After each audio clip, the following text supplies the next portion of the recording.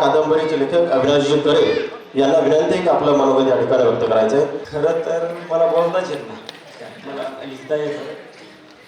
जसं मुसंडे लिहिलं तसं जे काय असेल ते असेल. पण 8 वर्ष होऊन गेलं आम्ही दोघं पण भावंड ह्या गोष्टीवर काम करत होतो. ज्यातले जे पात्र आहेत ते माझ्या घरातलेच असल्यासारखे. मला असतील तर माझे वडील आहेत, काशीबाई आहे. गोष्ट लिहिताना सगळ्यांनी म्हणजे सपोर्ट केला मला. नाव जरी दोघांचं असलं तरी बऱ्याचशा व्यक्तींनी मला त्यात मदत केली होती लिखाणामध्ये.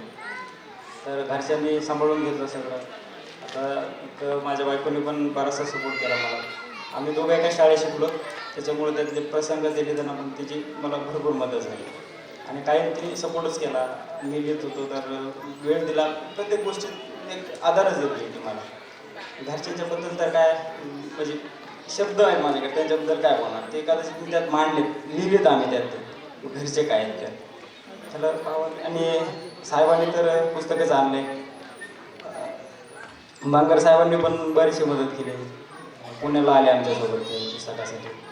आणि असं सगळ्यांचं डॉक्टर चौरेत त्यांनी पण वाचन करून भरपूर वेळेस त्यातल्या काही गोष्टी मला सांगितल्या, सुचवलं जे काही चांगलं करायचं होतं. असं भरपूर झालं. आता मी पहिल्या वेळेस बोलतो की मी असा पोरगा आहे की ज्यांनी कधी एक सुविचार पण नाही सांगितलेला विद्यार्थ्यासमोर उभा राहून. माझे सगळे शिक्षक देतात आणि मी कधी निबंध पण नाही लिहिलेला. म्हणजे मुसंडीची सुरुवातच केली मी लिखाणाने. याच्या पहिले मी काहीच लिहिलेलं नाही, काहीच नाही. आणि सुविचार पण सांगितलेला नाही. माझ्या शाळेत एक रूल होता, म्हणजे सोमवार ते शनिवार 5वी ते 10वी असं म्हणजे प्रत्येक वारी प्रत्येक त्या एका वर्गाच्या विद्यार्थ्यांनी ते सगळा कार्यक्रम म्हणजे ते प्रथाना ते असं ते करायचे. तर मी सगळ्या दिवशी जायचो, पण मी ज्या वर्गाला असेल त्या वर्गाचा दिवस आला की मी जायचो नाही शाळेत. का तर मला सुविचार सांगायला पुढे जायला लागणार. आणि त्याची मग पनिशमेंट काहीतरी एक छडी खायला लागायची, तर मी ते खायचो. मग बाकी असं मी 60%वालाच, मी काय हुशार नाही, म्हणजे मी मध्येच होतो. जास्त हुशार पण नाही आणि जास्त रेव पण नव्हतं. असा प्रवास झाला. नंतर 2017ला मुसंडीचं काम चालू झालं होतं. आज 25ला तुमच्या समोर येते मुसंडी. एवढे दिवस आम्ही दोघांनी त्याच्यावरती काम केलं. मग काम करताना रात्र दिवस काही कळत नव्हतं. 24 घंट्यातले कुठल्याही तासाला मुसंडी लिहिलेली आम्ही. म्हणजे रात्री 1, 2, 3, 4, 5 जे काय असेल ते असं मुसंडी फक्त काय. तर मुसंडीवर भरपूर काम केलं. वाचा तुम्ही, नक्कीच आवडेल. एक जास्तीत जास्त लोकांना मुसंडी आवडेल. मुसंडीवर लई कष्ट केलेले आहेत ते, म्हणजे शब्द चांगला पण येणार नाहीत आणि जास्त लईच खोलात गेलो तर रडायला लागेल परत येतेच. तर नक्कीच वाचा, सगळ्यांनी मुसंडी न्या, वाचा आणि सांगा, बोला, लिहा. कारण की आता प्रत्येक जागेवर जाऊन पैसे देऊन मार्केटिंग करावं एवढं तर म्हणजे श्रीमंत नाही मी. तर तुम्ही लिहा, फेसबुकला त्याला लिहा, काय चांगलं वाटतं ते लिहा. काही नको असलेल्या गोष्टी सांगा, फोन करा, मेसेज करा.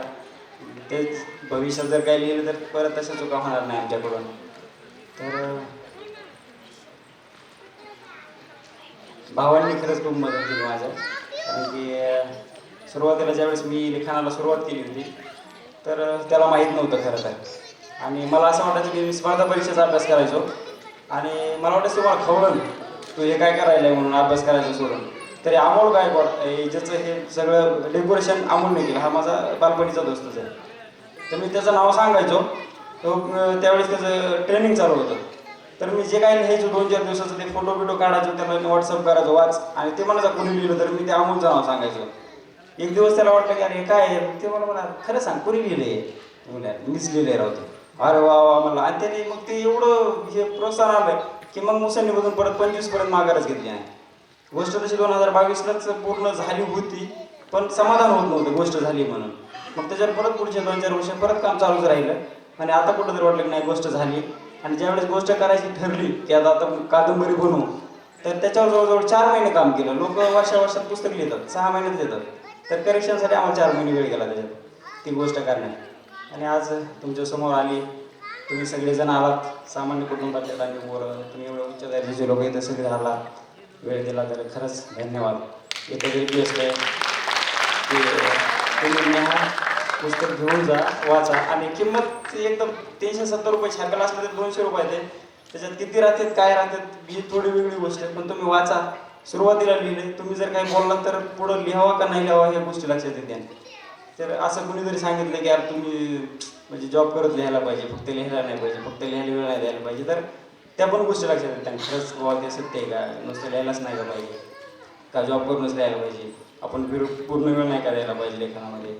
आणि घरच्यांनी लई सपोर्ट केला, माझे वडील तिथं बसले. तर मल्हाररावांचं कॅरेक्टर मी त्यांच्यातूनच घेतलेलं आहे, यात वेगळं काय नाही. तिकडं माझी आई बसलेली, काशीबाईचं कॅरेक्टर मी तिच्यातूनच घेतलं होतं ललिताने. एक बहिणीचा पण रोल आहे, छोटासा असल्यामुळे सरांना सांगता आला नाही, तशीच माझी ताई वागली.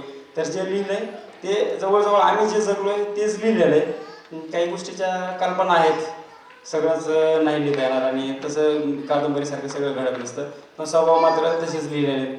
की आता तुम्ही वाचल्यावर कळलं तुम्हाला की आपल्या पोराने जेव्हा प्रेम केलं ते घरच्याला कळल्यावर घरचे काय मारणार का काय करणार आहे त्या. तर आता तुम्हाला वाचल्यावर कळालं की माझ्या घरच्यांनी काय केलं असतं, तर हे केलं असतं जे मुसलीमध्ये आम्ही लिहिलं. तर तुम्ही नक्की वाचा. आता काय बोलावं एवढं काय लक्षात येत नाही, पण थँक्यू. आज पहिल्या वेळेसच बोललो, काही चुकलं असेल तर माफ करा. चला, थँक्यू.